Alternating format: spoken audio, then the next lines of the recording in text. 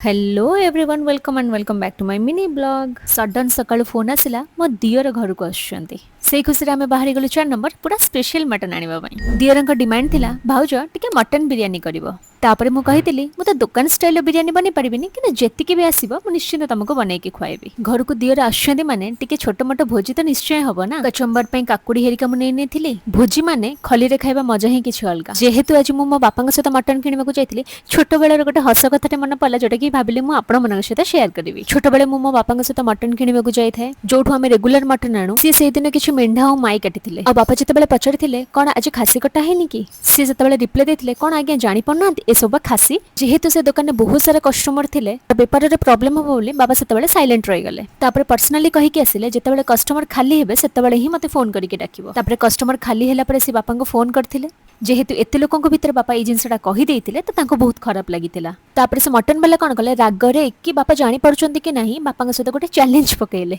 तांको पाखरे बहुत सारा छेली थिला आ कहिथिले जदि ए छेली भीतर आपण खासी बाछि देबे ताले मु आपनको 1.5 किलो मटन फ्री रे देबी